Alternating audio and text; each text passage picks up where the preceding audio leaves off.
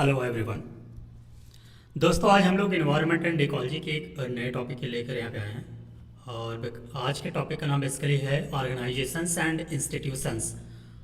यानी यूपीपीएससी में जो भी इन्वायरमेंट से संबंधित कुछ ऑर्गेनाइजेशंस हैं या कुछ इंस्टीट्यूशंस हैं, उनके बारे में थोड़ा सा आज हम लोग देखेंगे।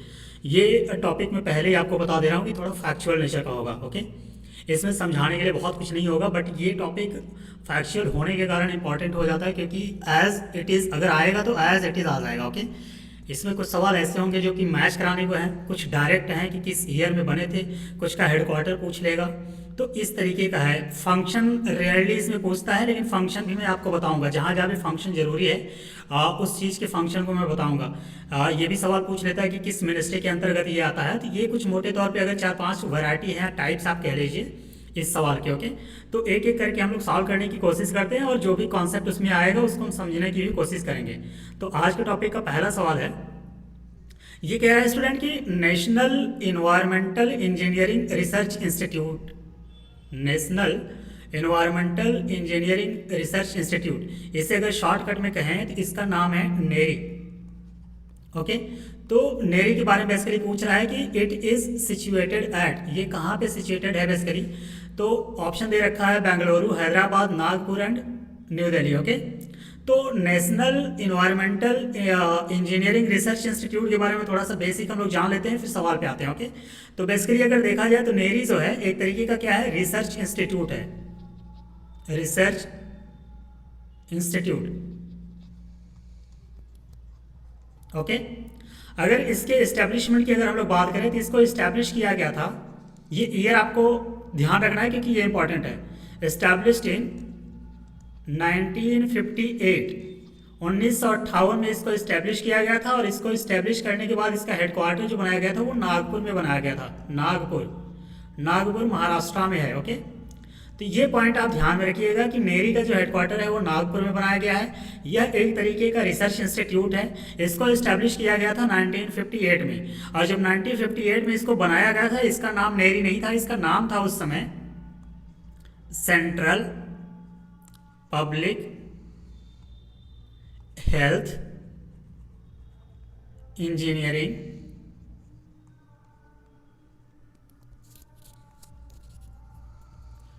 Research institute, research institute.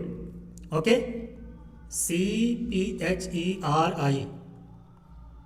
Okay, इसका नाम, इसको जब इस्टेब्लिश किया गया था ना, तो इसका नाम था सी फेरी, यानी central public health research institute. Okay, और इसका मुख्य काम क्या था कि बेसिकली जो वाटर सप्लाई हो रही है या जो वेस्टेज है उनको कंट्रोल करने की बात करता था। जो बीमारियां फैलती थी इंडस्ट्रियल पॉल्यूशन से, उनको कंट्रोल करने पे बेसिकली ये ध्यान देता था। ओके, नेरी की अगर बात किया जाए तो it is a part of CSIR, यह एक CSIR का पार्ट है। क्या है ये CSIR का पार्ट है। ओके, CSIR का। अगर इसके लेबोरेटरी मतलब इसकी प्रयोगशालाओं की अगर हम लोग बात करें तो इसकी आज के समय में अगर देखा जाए तो 5 जोनल लेबोरेटरीज है, लेबोरेटरीज। ओके, 5 जोनल लेबोरेटरीज हैं इसकी आज के समय में। अगर देखा जाए तो एक एक करके अगर हम बात करें तो पहला आपका चेन्नई हो गया, चेन्नई में है। चेन्नई के अलावा अगर हम लोग बात करें तो दिल्ली में है। दिल्ली के बाद अगर हम लोग बात करें तो ये हैदराबाद में है। हैदराबाद के अलावा अगर देखें तो ये कोलकाता में है, कोलकाता। एंड फाइनली जो है आपका वो मुंबई में है। ओके, तो बेसिकली इसके 5 जोनल प्रयोगशालाएं हैं। और अगर नेरी की बात किया जाए, इट कम्स अंडर आप कह लीजिए कि ministry of science and tech. Yes, science, ministry of science and technology. Okay, government of India के कंट्रोल में ये आता है। यानी मैंने जितना भी पॉइंट आपको बताया एक बार मैं रिपीट कर देता हूं कि जो नेरी है, national Environmental Engineering Research institute, ये एक रिसर्च इंस्टीट्यूट है। ओके, बेसिकली इसको 1958 में central public health engineering Research Institute के रूप में इस्टेब्लिश किया गया था। कहाँ पे? नागपुर में। यह CSIR का एक पार्ट है। इसके 5 जोनल लेबोरेटरीज हैं। जैसे कि चेन्नई में, दिल्ली, हैदराबाद, कोलकाता एंड मुंबई में। और ये जो नेरी है ये ministry of science and technology के अंतर्गत आता है, जो कि गवर्नमेंट ऑफ इंडिया यानी सेंट्रल गवर्नमेंट के अंतर्गत ही आता है। ओके, तो इस हिसाब से अगर देखा जाए तो इसका करेक्ट आंसर आपका हो जाएगा नागपुर।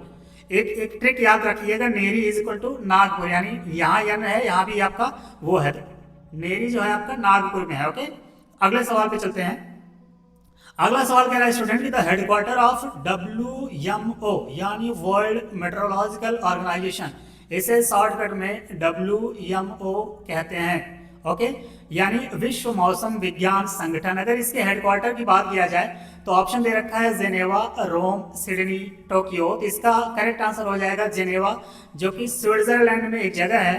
कहाँ पे है? स्विट्जरलैंड में, वहाँ पे इसका हेडक्वार्टर है। ओके, और WMA की अगर बात किया जाए तो इसकी जो उत्पत्ति हुई है ना वो IMO से हुई है, यानी इंटरनेशनल मेट्रोलॉजिकल ऑर्गेनाइजेशन। अभी इसके बारे में एक सवाल आया है, वहाँ पे हम डिटेल में समझने की कोशिश करेंगे। यहाँ पे सिंपली आप इतना समझिए कि जो WMO है वो basically international meteorological organization IMO से इसकी उत्पत्ति हुई है।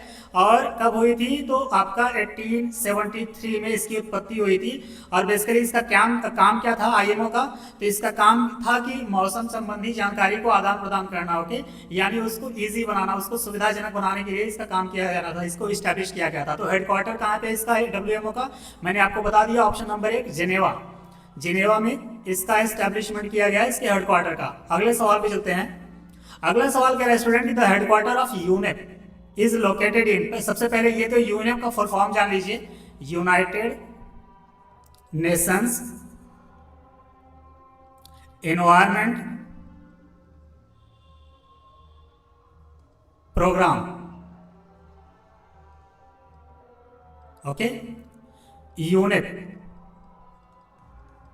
यूनिट की अगर हेडक्वार्टर की बात किया जाए तो बेसिकली इसका हेडक्वार्टर ये काफी इंपॉर्टेंट है, इसको मैं आपको स्टार मार्क्स अभी से बता दे रहा हूँ कि यूनिट का जो हेडक्वार्टर है वो आपका नैरोबी में है। और ये बहुत ही ज्यादा इंपॉर्टेंट है। ओके, क्योंकि अक्सर सवाल में देखने का मतलब सवाल में पूछा जाता है ये नैरोबी है कहाँ? तो ये बेसिकली केन्या में है, अफ्रीकन कॉन्टिनेंट की एक कंट्री है केनिया, जिससे क्रिकेट खेलने वाले इंडिया क्रिकेट खेलती है। तो उस हिसाब से आप ध्यान रखिएगा कि केनिया में एक जगह है, बेसिकली वहाँ की राजधानी है नैरोबी। तो नैरोबी में क्या है? यूनेप का हेडक्वार्टर है। ओके, तो इसका ऑप्शन नंबर C करेक्ट हो जाएगा। और इसको इस्टेब्लिश कब किया गया था? तो ये पॉइंट आप लोग ध्यान में रखिएगा कि इसको इस्टेब्लिश किया गया था, तीसरा पॉइंट इसमें ध्यान रखिएगा कि 1972 में, यानी 1972 में यूनेप की स्थापना हुई थी। कहाँ पे हुई थी? नैरोबी में। यूनेप का फुल फॉर्म क्या है? United Nations environment programme. Okay, अगले सवाल पे चलते हैं। अगला सवाल कह रहा है student, the headquarter of green peas international is located in, यानी ग्रीन पीस इंटरनेशनल की अगर हम लोग बात करें तो यह एक तरीके का नॉन गवर्नमेंटल एनवायरमेंटल ऑर्गेनाइजेशन है। यानी ग्रीन पीस इंटरनेशनल की अगर हम लोग बात करें तो एक गैर सरकारी पर्यावरण संगठन है। ओके, ग्रीन पीस इंटरनेशनल जो है एक तरीके का नॉन गवर्नमेंटल एनवायरमेंटल ऑर्गेनाइजेशन है। और इसकी अगर देखी जाए कि ऑफिस की बात, तो आज के समय में देखा जाए तो मोर देन 55 कंट्रीज में इसके ऑफिस फैले हुए हैं। ओके, लगभग 55 कंट्री में इसके जो ऑफिसेज हैं आपको देखने को मिल जाएंगे, फैले हुए हैं। ओके, इसके हेडक्वार्टर की अगर हम लोग बात करें, हेडक्वार्टर में कलर चेंज करके लिख दे रहा हूँ इसका हेडक्वार्टर, क्योंकि ये इंपॉर्टेंट है। तो इसका हेडक्वार्टर है, एक जगह है एम्स्टर्डम, एम्स्टर्डम। ओके, ये है कहाँ पे? तो ये यूरोपियन कंट्री है, नीदरलैंड, वहाँ पे है नीदरलैंड। ओके, नीदरलैंड की एक जगह है एम्स्टर्डम, और वहाँ पे इसका क्या है? हेडक्वार्टर। तो इसका ऑप्शन नंबर 1 करेक्ट हो जाएगा। ओके, अगर इसके गोल की बात किया जाए, इसका क्या लक्ष्य है उसकी बात किया जाए, तो बेसिकली जो पृथ्वी की सभी डाइवर्सिटी हैं उनमें जो जीवन को पोषित करने की क्षमता सुनिश्चित करने की बात करता है। ओके, यानी its goal is to ensure the ability of the earth to nurture life in all its diversity. तो उम्मीद करते हैं ये पॉइंट आपको समझ में आया होगा। मैं हर एक पॉइंट को थोड़ा सा डीप में इसलिए समझाने की कोशिश कर रहा हूँ कि कभी कभी लोकेशन के अलावा और भी कुछ पॉइंट एक्स्ट्रा पूछ लेता है। ओके, स्टेटमेंट देके, इसलिए मतलब यहाँ पे जो सवाल आया है हूबहू वापस रिपीट हो जाए ऐसा नहीं है, बट या ये थीम जरूर रिपीट होने के चांसेस होते हैं। ओके, तो इस पर्टिकुलर सवाल का ऑप्शन नंबर 1 करेक्ट हो जाएगा। नाम क्या? वो ऑप्शन नंबर है क्या? एम्स्टर्डम। ओके, ये नीदरलैंड में एक जगह है, वहां पे। अगले सवाल पे चलते हैं। अगला सवाल स्टूडेंट ये मैच कराने की बात कर रहा है। दो लिस्ट दे रखा है, लिस्ट 1 एंड लिस्ट 2। पहले वाले में इंस्टीट्यूट की बात कर रहा है, दूसरे वाले में प्लेस की बात कर रहा है। ओके, तो एक एक करके हम लोग देखते हैं बेसिकली। तो यहाँ पे जो नेशनल इंस्टीट्यूट ऑफ न्यूट्रिशन है ना, ये बेसिकली हैदराबाद में है। ये है कहाँ पे? तो हैदराबाद में। अगर एक को हम 4 से मैच करा दें, एक को 4 से, तो आपका ऑटोमेटिक आंसर आ जाएगा। ओके, ऑप्शन नंबर डी इसका करेक्ट हो जाएगा। तो एक एक करके यहाँ पे हम लोग देखते हैं कि नेशनल इंस्टीट्यूट ऑफ न्यूट्रिशन है कहाँ पे? तो ये आपका हैदराबाद है, हैदराबाद। और जो दूसरा है wild life institute of India की अगर हम लोग बात करें तो ये आपका देहरादून में है, देहरादून।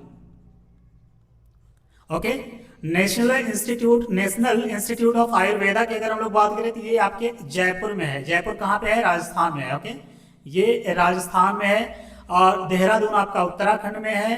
हैदराबाद आपका तेलंगाना में है, तेलंगाना। ओके, और एक लास्ट है आपका नेशनल इंस्टीट्यूट ऑफ नेचुरोपैथी, तो ये आपका पुणे में है। पुणे कहाँ है? तो पुणे महाराष्ट्र में है। ओके, मैं जितना भी स्टेट लिख रहा हूँ उसका शॉर्टकट लिख दे रहा हूँ, आप लोग समझ जाइएगा।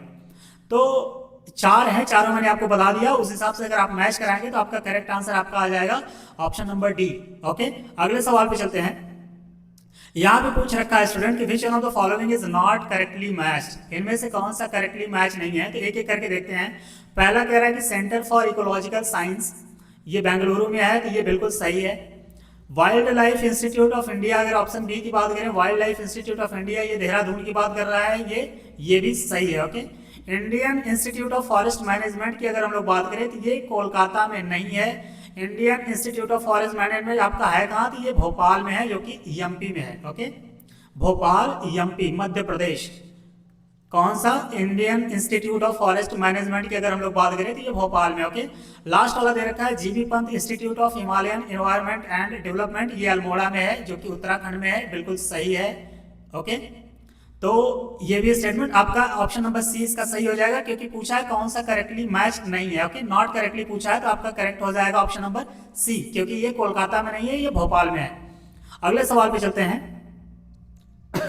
सॉरी, ये सवाल कह रहा है स्टूडेंट कि central arid zone research institute कजरी इज सिचुएटेड एट, यानी जो central arid zone research institute है ये कहाँ पे है बेसिकली? तो अहमदाबाद, बंगलौर, हैदराबाद एंड जोधपुर। तो central arid zone research institute कजरी की अगर बात करें तो इसे केंद्रीय शुष्क वन अनुसंधान संस्थान कहते हैं। इसका जो हेडक्वार्टर है या स्थित जहाँ पे है वो है आपका जोधपुर, ये राजस्थान में है। ओके, ऑप्शन नंबर डी इसका करेक्ट हो जाएगा। बेसिकली जो ये इसे जनरली सेंट्रल एरिड कजरी को इसे अंततः 1959 में ICAR नई दिल्ली के अधीन इसको अपग्रेड कर दिया गया था। ओके, तो बेसिकली इसका सिंपली आप इतना समझिएगा कि ये जोधपुर में है। कजरी कहाँ पे है? जोधपुर में। इतना ध्यान रखिएगा, इससे सवाल आपके बनने के चांसेस हो जाएंगे। ओके, अगले सवाल पे चलते हैं। ये कह रहा है कि the Indian institute of ecology and environment is located at. Okay, the Indian institute of ecology and environment ये कहाँ पे लोकेटेड है? नई दिल्ली, मुंबई, कोलकाता एंड तिरुवनंतपुरम। तो Indian institute of ecology and environment जो है वो आपके नई दिल्ली में स्टैब्लिश किया गया है, और इसे स्टैब्लिश किया गया था 5 जून 1980 को। 5 जून 1980 को इसको स्टैब्लिश किया गया था। किसको? National institute of ecology and environment. और ये जिस दिन स्टैब्लिश किया गया था यानी 5 जून को, उस दिन क्या मनाया जाता है? तो उस दिन मनाया जाता है world environment day. World environment day के रूप में मनाया जाता है, और इसी दिन इसको स्टैब्लिश किया गया था। ओके, ये पॉइंट आप लोग ध्यान में रखिएगा। इसका हेडक्वार्टर कहाँ है या लोकेटेड कहाँ है? तो ये नई दिल्ली में है। अगले सवाल पे चलते हैं। ये सवाल कह रहा है स्टूडेंट कि in which of the following institute the environmental information system ENVIS of centre on pollution and environment is located. Okay, यानी कहने का मतलब यह है कि एनविश का जो centre on population and environment है वो कहाँ पे लोकेटेड है? IIT खड़गपुर, IIT नई Delhi, IIPS Mumbai, NIRS Dehradun. Okay, तो अगर इसके एग्जैक्ट लोकेशन की बात किया जाए तो ये है IIPS Mumbai. Okay, IIPS Mumbai, इसके फुल फॉर्म की अगर हम लोग बात करें, इसका नाम है international institute for population sciences, okay, IIPS। तो बेसिकली अगर बात किया जाए तो इसका करेक्ट आंसर आपका हो जाएगा ऑप्शन नंबर सी। ओके, अगले सवाल पे चलते हैं। यहाँ पे कुछ ज्यादा डिटेल में बताने की जरूरत नहीं, एक्चुअली मतलब ऐसा सवाल आएगा ही नहीं कि उसमें डिटेल में जाने की जरूरत है। वो डायरेक्टली आपसे फैक्चुअल सवाल पूछेगा, और इसीलिए जितने आए हैं कम से कम आपको उतने याद होने चाहिए, और बाकी जितने और हैं वो मैं प्रीलिम से पहले जैसे जैसे एग्जाम नजदीक आता जाएगा मैं आपको एक चार्ट फॉर्म में देता चला जाऊंगा। ओके, अभी हम लोग सिर्फ PYQs को कर रहे हैं, जिससे एक हमें रफ आइडिया लग जाए कि आखिर सवाल ऐसे आते कैसे हैं। तो जो भी मैं नोट्स आपको प्रोवाइड कराऊंगा, मैं ये बिल्कुल गारंटी नहीं लूंगा कि वो मोर देन सफिशिएंट है, बट ये मैं गारंटी जरूर लूंगा कि उससे अगर आप उसको प्रॉपर तरीके से करके जाएंगे, याद करके जाएंगे, समझ के जाएंगे अगर उसे, तो मोर देन 80% सवाल आपके मैच करेंगे। ओके, मैं बिल्कुल गारंटी नहीं ले रहा, अभी भी कह रहा हूँ, हमेशा कहूंगा कि मैं 100% वाला इंसान हूँ ही नहीं, मैं ओवर कॉन्फिडेंस में रहने वाला इंसान हूँ ही नहीं। मैं बहुत ही लॉजिकल बात करूंगा जितना चांसेस है, क्योंकि ना तो मैं पेपर बनाने वाला हूं, ना तो एग्जामिनर जो पेपर बनाएगा उससे मेरा कोई रिलेशन है। ओके, तो सिंपल बात यह है कि जितना हम लोग पढ़ेंगे उसको समराइज करने की कोशिश करेंगे, उससे एक समरी के फॉर्म में मैं आपको प्रोवाइड करता चला जाऊंगा। ओके, अगले सवाल पे चलते हैं। अगला सवाल है स्टूडेंट, ये यहाँ पे कह रहा है, दो लिस्ट दे रखा है, एक तरफ इंस्टीट्यूट की बात कर रहा है, दूसरी तरफ आपकी सिटी की बात कर रहा है। ओके, तो एक एक करके हम लोग देख लेते हैं। पहला क्या दे रखा है, फॉरेस्ट रिसर्च इंस्टीट्यूट, यानी FRI। इसकी चर्चा हम लोग पहले के सवालों में कर रखे हैं। ये बेसिकली अगर इसकी बात किया जाए तो ये देहरादून में है, और ये वही इंस्टीट्यूट है जो कि इंडिया स्टेट फॉरेस्ट रिपोर्ट निकालता है, ISFR रिपोर्ट जो निकालता है। ऑलरेडी वो आ रखा है, लेकिन अभी मैं बताने के लिए इसलिए मूड में नहीं हूँ क्योंकि वो ज्यादातर जब प्रीलिम्स नजदीक आता है तभी बच्चे उसके लिए मतलब डिमांड करते हैं, तो वो मेरे पास नोट्स है और मैं उसको समराइज करके भी रखा हूँ। बट ये जब प्रीलिम्स आएगा ना, तो मैं जो इन्वायरमेंट का आपका एक लिस्ट बना के दूंगा, तो उसी के साथ उसको भी मर्ज करके मैं लेटेस्ट वाला दे दूंगा। अगर कुछ नया ऐड होता रहेगा तो ऐड कर दूंगा, नहीं जो आया है वो लेटेस्ट ही है, तो मैं उसको प्रोवाइड कर दूंगा। ओके, तो FRI की अगर हम लोग बात करें तो FRI आपके देहरादून में है, यानी एक अगर मैं 3 से मैच करा दूं तो ऑटोमेटिक आपका आंसर आ जाएगा। अगर आपको एक ही पता है तब भी आपके लिए ये सवाल 100% आपके कब्जे में था। ओके, लेकिन हमारा सिर्फ यहाँ ये मोटो नहीं है कि हम एक ऑप्शन देखे आंसर पे आए और चले गए आगे। ओके, नहीं, हमें चारों स्टेटमेंट, चारों ऑप्शन को एनालाइज करना है, आखिर हुआ तो क्यों हुआ, और उससे संबंधित जो कुछ एक्स्ट्रा पॉइंट होंगे उसको भी हम लोग गेन करने की कोशिश करेंगे। ओके, तो FRI कहाँ है, देहरादून में। मैंने आपको बता दिया कि ये ISFR रिपोर्ट निकालती है, हर 2 साल में निकालती है, एनुअली नहीं निकालती। एक बार एग्जाम में आ चुका है कि ISFR रिपोर्ट हर साल निकाला जाता है, नहीं, हर 2 साल में एक बार निकाला जाता है। ओके, दूसरा जो कह रहा है कि Indian grassland and food research institute, ये बड़ा ही फेमस है, ये आपके झांसी में है। Okay, Jhansi UP। ओके, और central arid zone research institute कजरी, अभी हम लोगों ने देखा कि कजरी कहाँ था, ये जोधपुर में था। ओके, और IARI यानी इंडियन एग्रीकल्चरल रिसर्च इंस्टीट्यूट की अगर हम लोग बात करें तो ये आपका नई दिल्ली में है। ओके, चारों मैंने मैच करा दिया और बेसिकली आपका आंसर है ऑप्शन नंबर बी। अगले सवाल पे चलते हैं। अगला सवाल कह रहा है स्टूडेंट की, which among the following are India's permanent and operational research station in Antarctica. Okay, ये अंटार्कटिका की बात कर रहा है कि भारत में वहां जितने भी रिसर्च स्टेशन ऑपरेशनल हैं या चल रहे हैं उनकी बात कर रहा है। तो आज तक अगर देखा जाए तो अंटार्कटिका में भारत में 3 रिसर्च स्टेशन को एस्टेब्लिश किया गया था। ओके, पहला आपका था दक्षिण गंगोत्री। दक्षिण गंगोत्री, कभी कभी तो ये सवाल पूछ लेता है कि दक्षिण गंगोत्री है क्या, यानी ये गंगा जी से मतलब कंफ्यूज करने के लिए बेसिकली ये पूछ लेता है कि मतलब या गंगा जी के ट्रिब्यूटरीज हैं या वहां पे कोई ऐसी जगह ऐसा है। ये मतलब बेसिकली नाम थोड़ा सा अजीब, मतलब नाम तो अच्छा है बट ये नाम थोड़ा सा इंडियन रिवर गंगा जी से संबंधित नजर आता है ना, तो ये सवाल कभी कभी पूछ लेता है कि दक्षिण गंगोत्री कहाँ पे है बेसिकली। ओके, या है तो क्या है ये। तो पहला रिसर्च इंस्टीट्यूट जो अंटार्कटिका में भारत ने स्टैब्लिश किया गया था उसका नाम था दक्षिण गंगोत्री। ये आप कह लीजिए कि 1982 या 83 में इसको स्टैब्लिश किया गया था। ओके, दूसरे की अगर हम लोग बात करें तो उसका नाम था मैत्री। मैत्री की अगर हम लोग बात करें तो इसे 1989 में स्टैब्लिश किया गया था। मैं ऑर्डर के हिसाब से आपको बता दे रहा हूं ताकि आपको याद रहे। तीसरा था आपका भारती। ओके, भारती की अगर बात करें तो ये बेसिकली जस्ट मिनट, ये 2012 में इसको स्टैब्लिश किया गया था। ओके, तो 3 रिसर्च स्टेशन अंटार्कटिका में भारत में स्टैब्लिश किया गया था। तीनों का मैंने नाम बता दिया आपका और स्टैब्लिशमेंट ईयर। तो दक्षिण गंगोत्री 1982 से 83 में स्टैब्लिश किया गया था, मैत्री 1989 में किया गया था, भारती 2012 में किया गया था। अगर आज के समय में देखा जाए यानी करंट अगर सिचुएशन देखा जाए तो आज के समय में सिर्फ मैत्री और भारती ही ऑपरेशनल है, ये अबेंडन कर दिया गया है। दक्षिण गंगोत्री आज के समय में बंद है। ओके, ये पॉइंट आप लोग ध्यान में रखिएगा। आज के समय में सिर्फ 2 ही ऑपरेशनल हैं, चल रहे हैं, मैत्री और भारती। तो सवाल क्या पूछा है, विच among the following India's permanent and operational research station in Antarctica. Okay, तो भारती तो है लेकिन आर्या नहीं है, तो पहला तो नहीं होगा। भारती है या दक्षिण गंगोत्री है? भारती एंड मैत्री है, दक्षिण गंगोत्री एंड मैत्री है। तो दक्षिण गंगोत्री अबेंडन कर गया है, यहाँ भी अबेंडन कर गया है। तो आज के समय में अगर देखा जाए तो इसका करेक्ट आंसर हो जाएगा भारती एंड मैत्री। ऑप्शन नंबर सी इसका करेक्ट हो जाएगा। यहाँ पे और भी ऑप्शन सही है, लेकिन सवाल ये पूछ रहा है कि ऑपरेशनल की बात कर रहे हैं, यानी जो चल रहे हैं अभी। दक्षिण गंगोत्री जहां जहां है वो अबेंडन यानी बंद हो चुका है, तो वो ऑप्शन आपका नहीं होगा। ओके, तो इसका ऑप्शन सी करेक्ट हो जाएगा। अगले सवाल पे चलते हैं। ये सवाल पूछ रहा है कि the headquarter of international maritime organization यानी आईएमओ, ये बेसिकली आईएमओ जो है उसके हेडक्वार्टर की बात कर रहा है। IMO, the headquarter of international maritime organization, ये कहाँ पे लोकेटेड है? लंदन में, जिनेवा में, रोम में या पेरिस में? अगर इसके हेडक्वार्टर की बात किया जाए तो ये लंदन में इस्टेब्लिश, यानी इसका हेडक्वार्टर लंदन में है। ओके, आईएमओ का हेडक्वार्टर लंदन में है। हुआ यूं था स्टूडेंट की 1948 में यानी 1948 में जिनेवा में एक अंतर्राष्ट्रीय सम्मेलन हुआ था। उसी दौरान इसके आईएमओ के औपचारिक रूप से स्थापना की बात की गई थी। ओके, जब इसको इस्टेब्लिश किया गया था, यानी जब 1948 में इसको जब इस्टेब्लिश किया गया था, तो इसका नाम था इंटर गवर्नमेंटल मैरीटाइम